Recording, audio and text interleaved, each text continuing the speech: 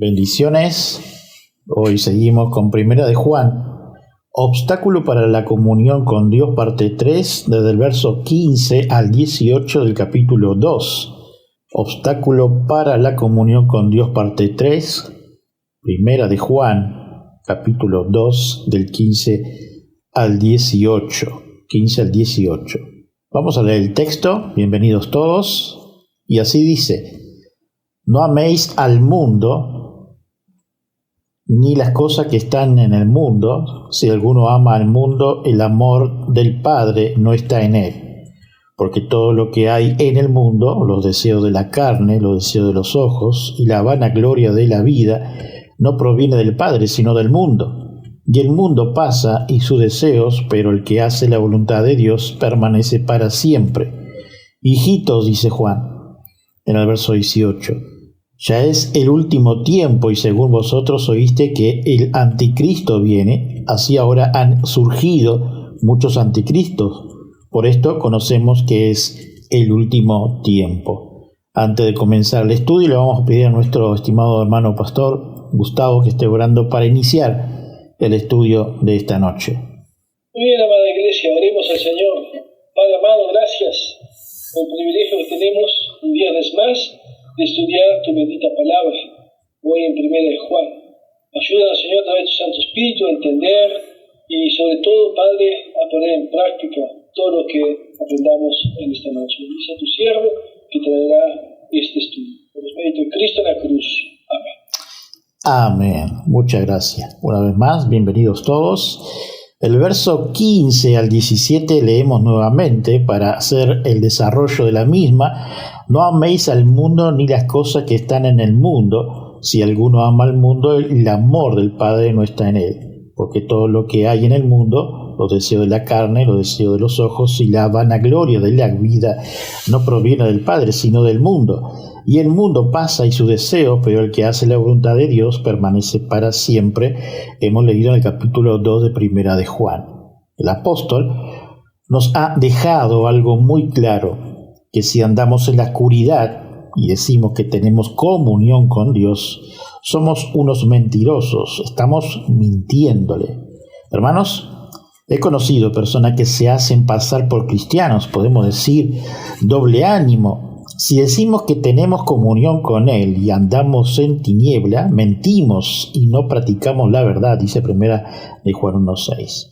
Esta es una de las amenazas para no tener comunión con Dios. El mundialismo, amar al mundo, la rebelión unida del mundo, no es que haya empezado ahora, sino desde los comienzos, cuando se erguió cabezas, sus mentes y su autoestima, e inclusive quería ser mejor que Dios. ¿Acaso no se repite la historia con Lucifer?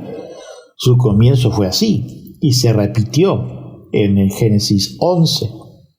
El mundo actual comprende el amor muy diferente, actúa por medio de su tiempo, atenciones, dinero, prestigio, estatus, honor, comodidad. El amor del mundo no es mezcla y no es igual que el amor de Dios. No puede haber hermanos, entre comillas, que amen más al mundo y a Dios. Esto no es compatible. Es una aberración llamarse cristiano. Esto no quiere decir que los cristianos se aparten de todo y se internen en una torre, ser recluido en esa parte. Yo les he dado tu palabra y el mundo los aborreció porque no son del mundo, como tampoco yo soy del mundo. No ruego que los quite del mundo, sino que los guarde del mal. No son del mundo, como tampoco yo soy del mundo. Santifícalos en tu verdad, tu palabra es verdad. Como tú me enviaste al mundo, así yo los he enviado al mundo, dice Juan 17, 14 al 18. Estamos viendo el segundo capítulo de Primera de Juan, los versículos 15 al 17. Una cosa es clara en este texto que hemos leído: su palabra es verdad. Toda persona que está en y para el mundo y se viste de cordero los fines de semana, no está haciendo la voluntad de Dios. ni tampoco la verdadera palabra de Dios no está en él. Siempre recuerdo estos hermanos, estoy en el mundo, pero no soy del mundo. Y tenemos al Espíritu Santo, la Escritura, que son nuestra guía, referencia para nuestro diario vivir y que soluciona todos nuestros problemas. El mundo se presenta por medio y dice, porque todo lo que hay en el mundo, los deseos de la carne, los deseos de los ojos y la vanagloria de la vida no proviene del Padre, sino del mundo, y el mundo pasa y sus deseos. En este texto vemos una ilustración del poder de la mundanalidad, aunque el texto que hemos leído era para el tiempo del apóstol Juan, es actual para nosotros, para nuestro diario vivir. Podemos hacernos la pregunta siguiente: ¿vivimos en la Torre de Babel? Aparentemente, parece que Satanás esté ganando la batalla, pero no es así.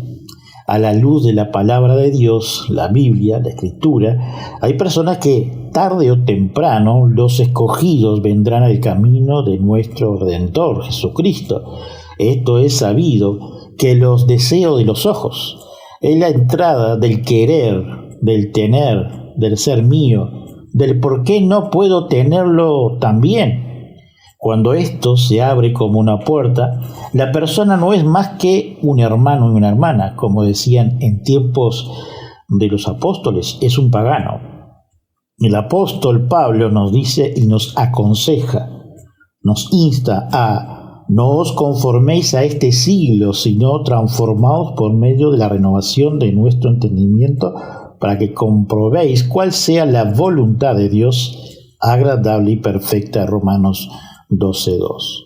No importa en la época, en qué parte de la sociedad vives o trabajas, o con qué persona rica o pobre te has casado, ante los ojos del Señor somos todos iguales. Nos aconseja desde el texto que no demos rienda suelta al siglo por ejemplo, de la imprenta o de la tecnología que vivimos, sino que nuestra mentalidad debe estar en Cristo. Seamos sabios, inteligentes, velando en todo tiempo y escudriñando nuestro tiempo a la luz de la Escritura y de nuestras situaciones de vida que estamos transitando, y no preocuparnos por el día de mañana, sino que a sabienda estamos en su soberanía y voluntad.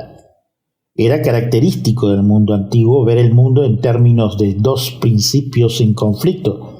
Lo vemos muy claramente en el zoroastrismo. La religión de los persas era una religión con la que los judíos habían estado en contacto y que habían dejado su impronta en el pensamiento judío. El zoroastrismo veía al mundo como el campo de batalla entre las fuerzas opuestas de la luz y de la oscuridad. El dios de la luz era Ahura Mazda y el de la oscuridad Andra Amainyu.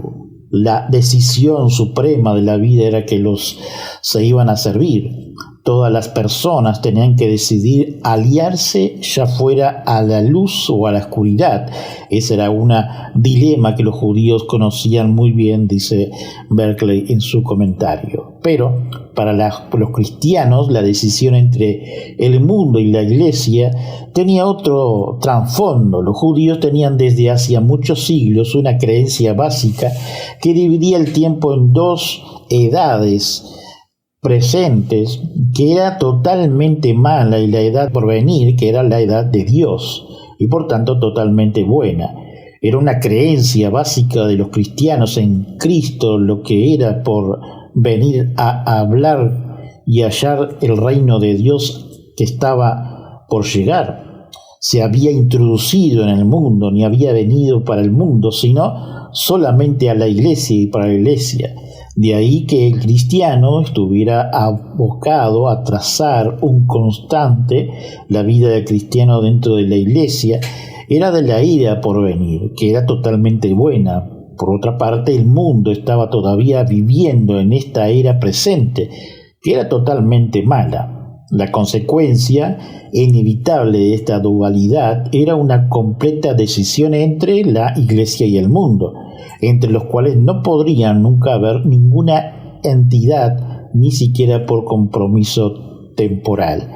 Pero debemos preocupar entre debilitar lo que el apóstol Juan quiere decir por el mundo, el cosmos, el cristiano no odiaba al mundo como tal. Era la creación de Dios y Dios lo había hecho bien. Jesús había amado a la belleza del mundo, ni siquiera Salomón, con toda la gloria, se había vestido como una de las amapolas que florecían y morían un día. Una y otra vez Jesús tomaba su ilustración del mundo, así nos dice Berkeley en su comentario. En este sentido, el cristiano no odiaba el mundo, la tierra no pertenecía al diablo, sino era del Señor, con todo lo que contenía. Pero el cosmos, el mundo, adquirió un sentido moral. Empezó por querer decir el mundo que está separado de Dios. C.H. Dodd define este sentido del cosmos diciendo: nuestro autor se refiere a la sociedad humana que se organiza sobre principios falsos y se caracteriza por deseos bajo falsos y valores egoístas. En otra palabra, para el apóstol Juan, el mundo no era más que la sociedad pagana con sus falsos valores y dioses falsos. El mundo en este pasaje no quiere decir el mundo en general, porque Dios amaba al mundo que había hecho, quiere decir el mundo que de hecho había olvidado al Dios que lo había hecho. Sucedía que había un factor en la situación del pueblo que Juan, el apóstol, hacía aún más peligroso: la circunstancia. Está claro que aunque los cristianos fueran impopulares, no los estaban persiguiendo, por tanto estaban bajo la tentación peligrosa de llegar a un acuerdo con el mundo. Siempre es difícil ser diferente de los demás y el serlo se hacía especialmente difícil a los cristianos en aquella circunstancia. Hasta día de hoy el cristiano no ha podido nunca evitar de la obligación de ser diferente en el mundo. En este pasaje el apóstol Juan ve las cosas como siempre le veía, en blanco y negro. Como lo expresó Westcott, no puede haber un vacío en el alma. Esta es una cuestión en la que no cabe la neutralidad: o sea amor al mundo o se ama a Dios. Jesús mismo le dijo: nadie puede servir a dos amos, Mateo 6:24. La decisión definitiva sigue siendo la misma. ¿Vamos a aceptar los principios del mundo o los de Dios?, dice Berkeley.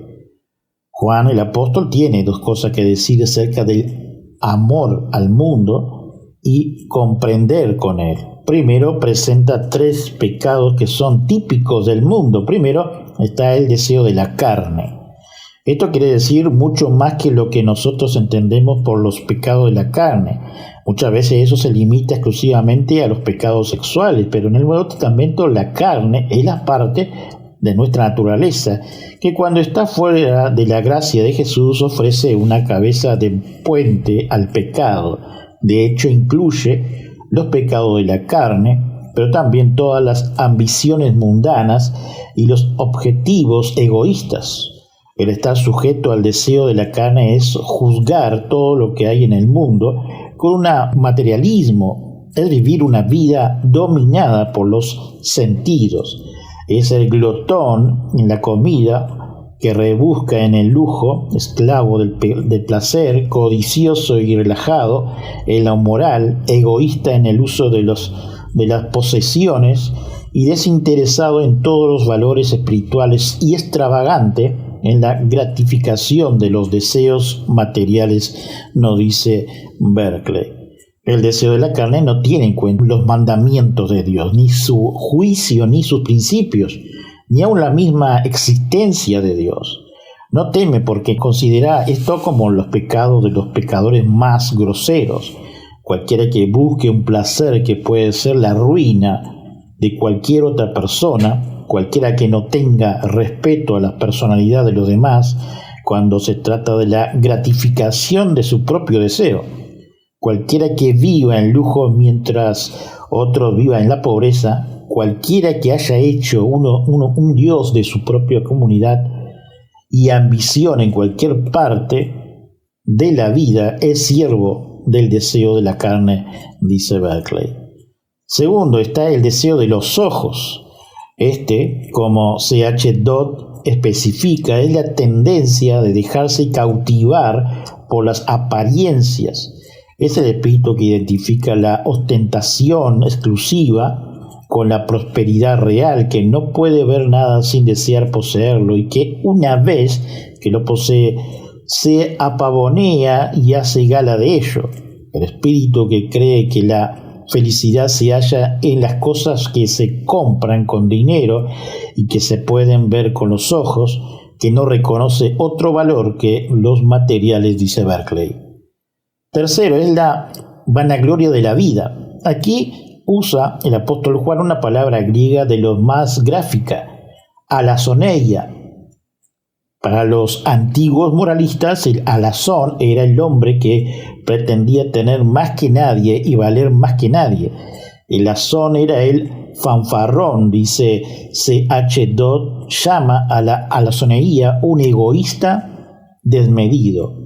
Teófrasto, el gran maestro griego del estudio de los caracteres, tiene una viñeta de alazón. Cuando está en un puerto, presume de los barcos que tiene en el mar, manda ostentosamente a un mensajero al banco cuando no tiene una peseta en su cuenta, habla de los amigos que tiene entre los poderosos y de las cartas de famosos que recibe, detalles extensamente sus contribuciones a la beneficencia y los servicios del Estado. Vive en una casa de alquiler, pero habla de comprar una casa más grande para poder celebrar fiestas lujosas.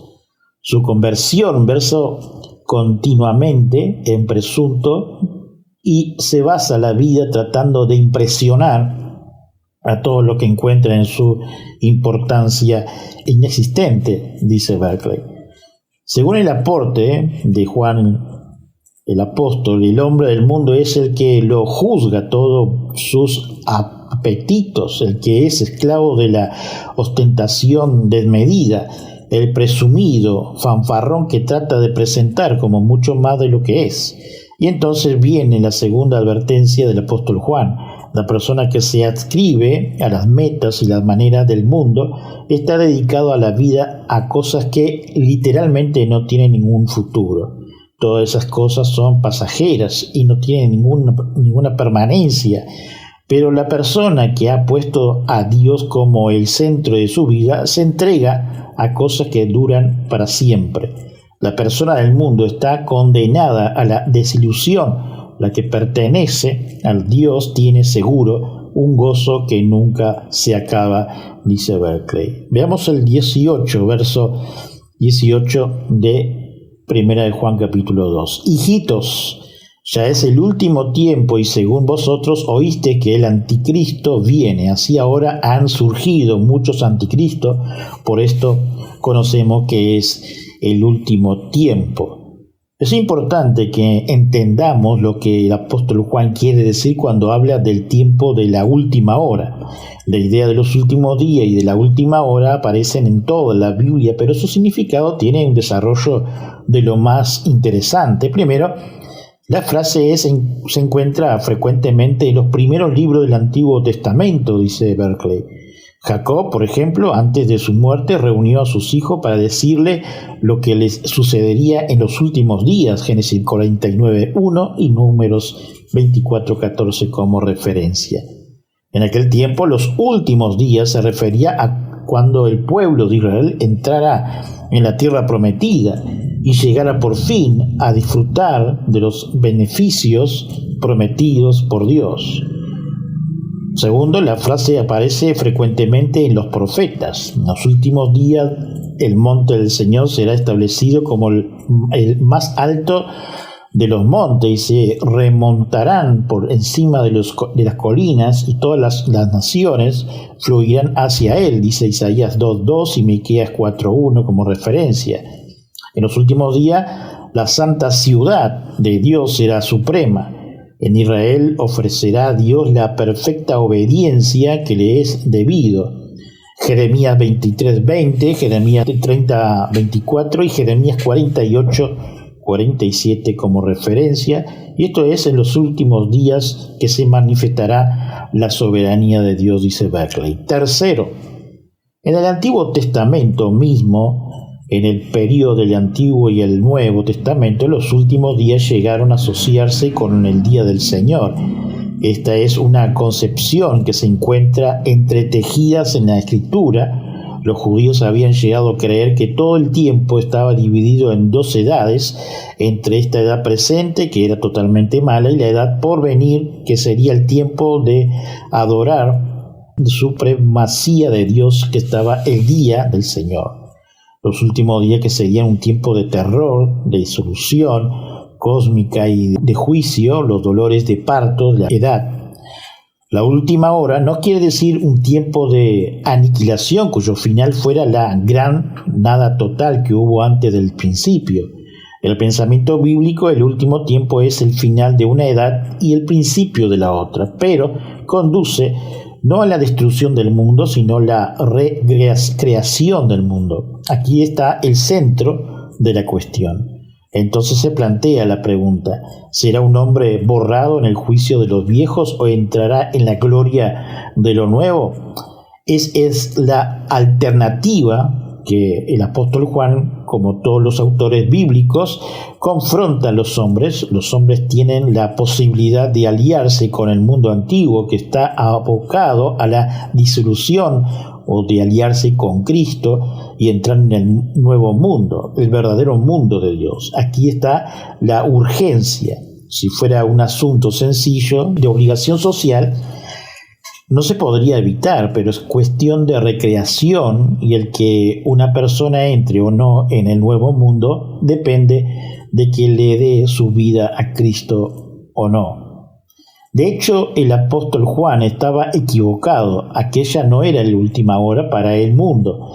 Han transcurrido ya varios siglos y el mundo sigue existiendo. ¿Pertenece toda esta idea a una esfera de pensamiento que hay que descartar? La respuesta es que en ella se encuentra algo de importancia eterna. Total, la hora son la última hora. Hay un conflicto continuo con el mundo entre el bien y el mal, entre Dios y lo que es antidios, y cada momento y cada decisión una persona se enfrenta con la decisión de aliarse, ya sea con Dios o con las fuerzas malas que están contra Dios, y ahí saldrá o dejará de salir su participación de la vida eterna. El conflicto entre el bien y el mal no acaba nunca, por tanto, en un sentido muy real, cada hora es la última hora.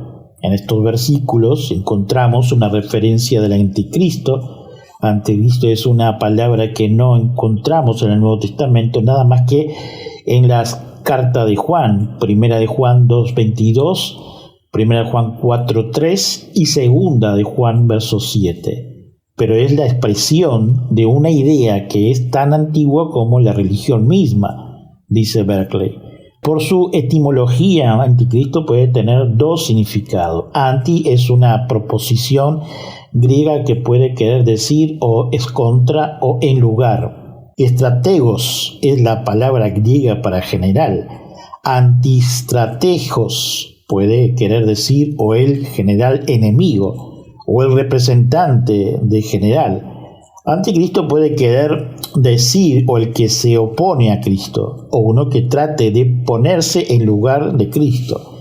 En ese caso el significado es casi el mismo, pero con una diferencia si tomamos el significado de que se opone a Cristo. La oposición está bien clara. Si tomamos el significado de Juan, que nos dice, trata de ponerse en lugar de Cristo. Anticristo puede ser uno que trate de simular el lugar de Cristo desde dentro de la iglesia, de la comunidad cristiana. Uno representa una oposición abierta, el otro una infiltración sutil.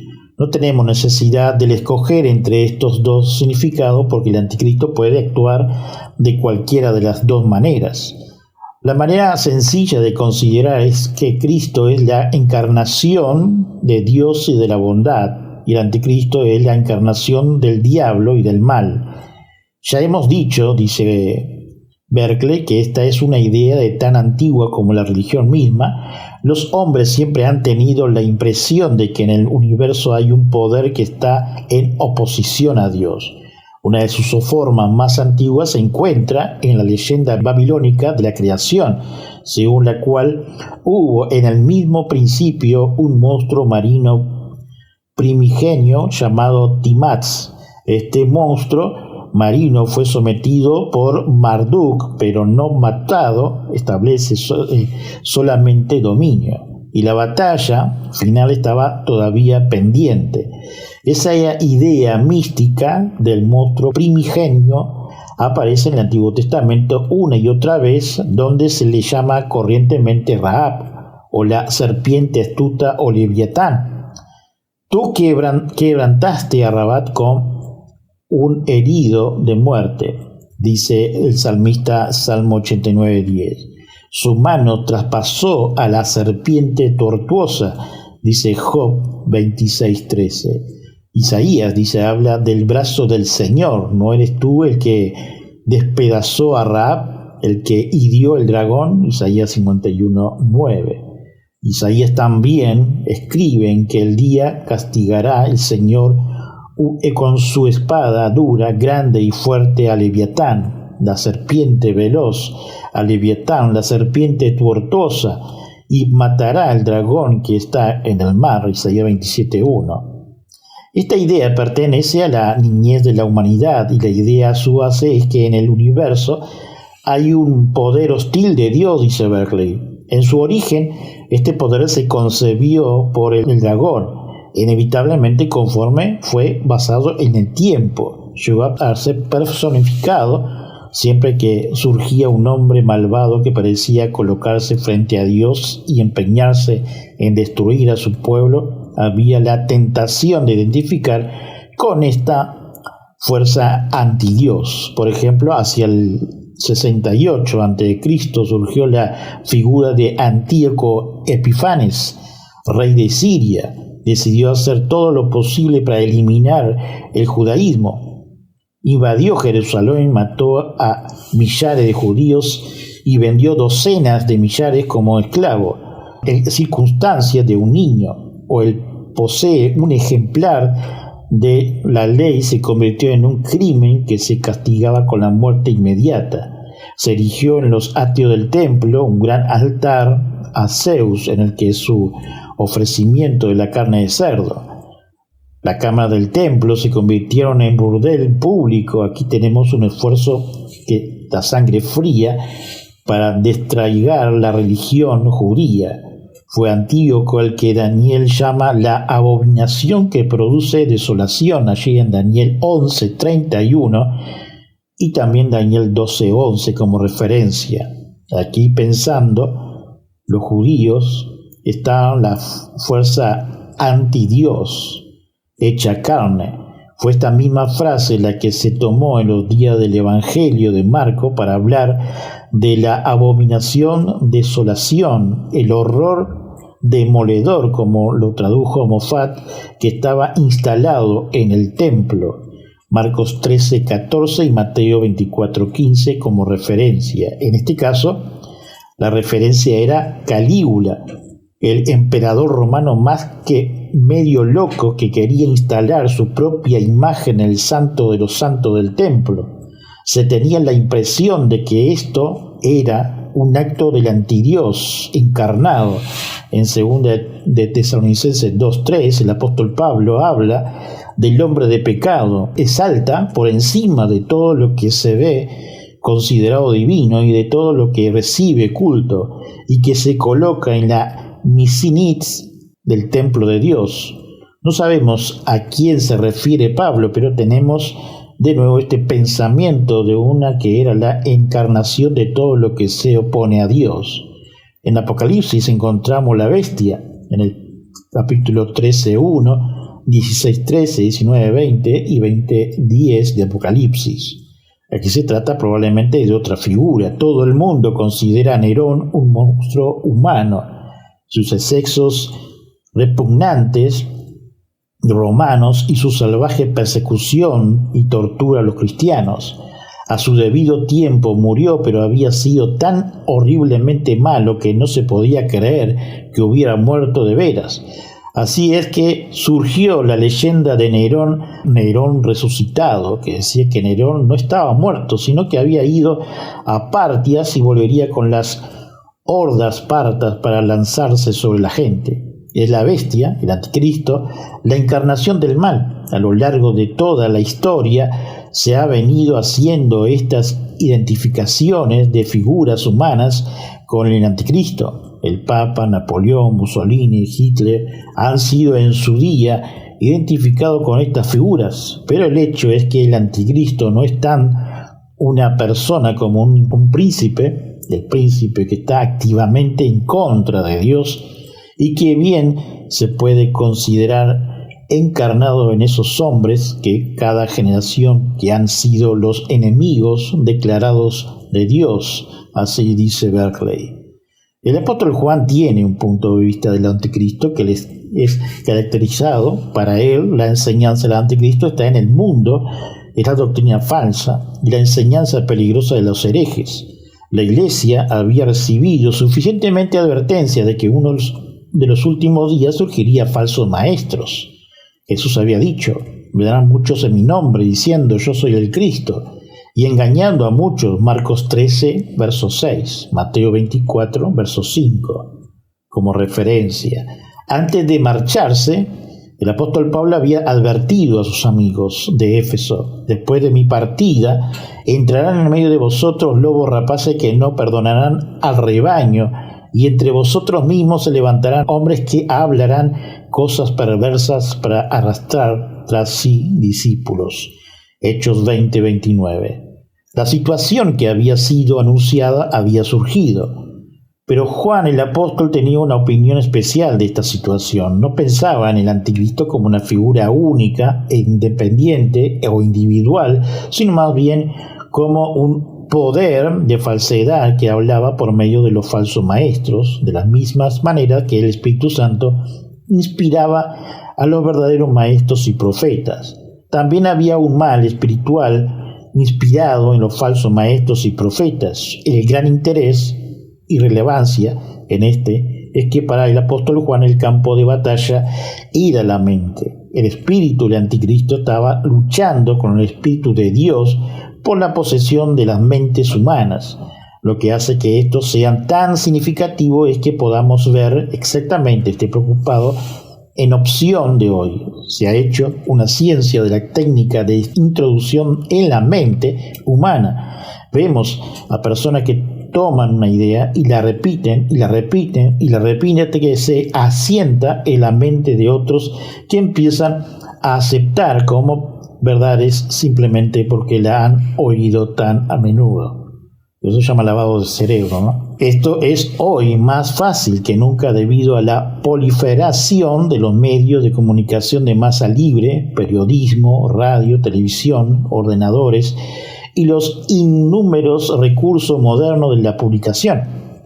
Una propagandista habilitada por tomar una idea infiltrada en las mentes de las personas hasta que, sin ello darse cuenta, la acepta como propia. No decimos que Juan el apóstol preveía todo esto, pero sí vio la mente con el campo de operaciones del anticristo. Juan ya no pensaba en términos de una figura demoníaca individual, sino en términos de una fuerza de maldad buscando insistentemente traducir en la mente de la persona. Y no hay nada más potente que estar para el mal. Si hay una tarde especial que se le presenta a la Iglesia hoy, es aprender a usar el poder de los medios de comunicación de masa para contrarrestar las malas ideas con que se están bombardeando las mentes, dice en su final Berkeley. Y terminamos orando. Señor, te damos gracias por este momento. También, Señor, por poder estudiar tu palabra, abrir tu palabra y entenderla, y saber un poco más de lo que es el anticristo y de lo que hubo por medio de la historia. Pero también sabemos, Señor, que tu palabra es verdad y que por medio de tu Espíritu Santo, Señor, nos puede indicar y esclarecer demasiadas cosas en nuestra vida, tanto interior como exterior. Señor, gracias porque tú nos llevas en tus manos. Señor, vidas aquí en Montevideo para glorificarte, Señor, cada día. Bendice, Señor, cada uno de los hermanos allí, supliendo las necesidades de cada uno de nosotros. También, Señor, te pedimos por la iglesia perseguida, nuestros hermanos, Señor, perseguidos en diferentes puntos del mundo. Señor, tú estés supliendo las necesidades. Y también, Señor, esas personas que son desplazadas. Oh, Señor, por los inmigrantes, Señor, de todo el mundo también. Te damos gracias, Señor, por este momento. Amén. Saludos, hermanos, bendiciones.